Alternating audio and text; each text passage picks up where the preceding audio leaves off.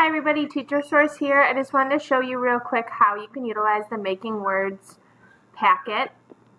So each week there is going to be a different spelling pattern focus, and you can see them on the next page that I'll show you. And you could either choose to pair these up with current spelling practices you're utilizing, or if you wanted to be utilizing this in a whole group instruction in stations for flexible group instruction, if you are teaching at a specific level that needs to be working on those spelling patterns for their reading.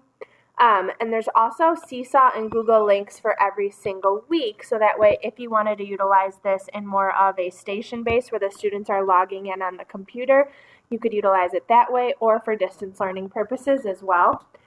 So the plan will show the week, what the focus is, the mystery word, and then it will show the Seesaw and Google link and what page it's on. So for example, week 1, I says the long E, the mystery word is radio, and then those are the links and then the page numbers.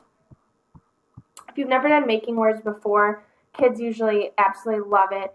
What you're going to do is each week will come with a sheet of paper that has 4 sets on a page, and you obviously would print as many as you needed for your class. And what's nice is each week it'll say what word week it is and then what the mystery word is. You don't want to tell the students what the mystery word is, obviously, ahead of time. You want them to be able to figure that out, because that is what coincides with the weekly focus. So each child is going to get a strip of paper with the letters on it that coincide with the week, and then they're going to cut those letters out, and then they're going to manipulate them on their desk with a whiteboard, however you see fit in your classroom, and they're going to be coming up with what 2-letter words can they find, 3-letter words, 4-letter words, 5-letter words.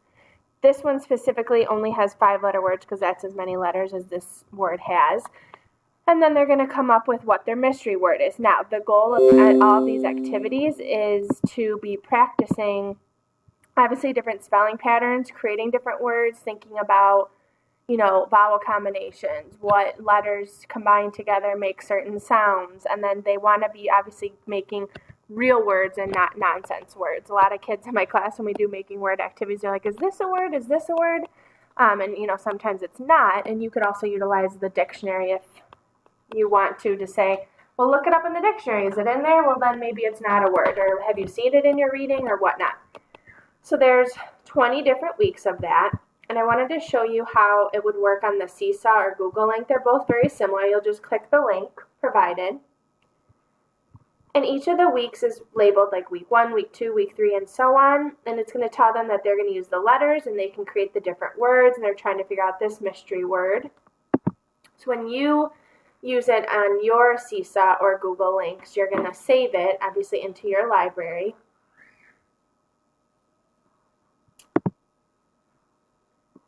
And then you'll be able to assign it to your class and, assign it to whoever. And especially if you're using this in stations, you only want to give it to certain people.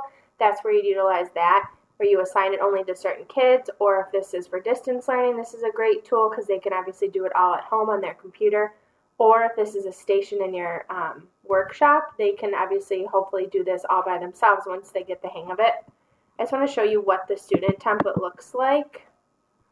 It's just going to be that same page that you would use if you were doing it in class, and then all of these letters will be able to be manipulated. So let's see. Let me just show you real quick.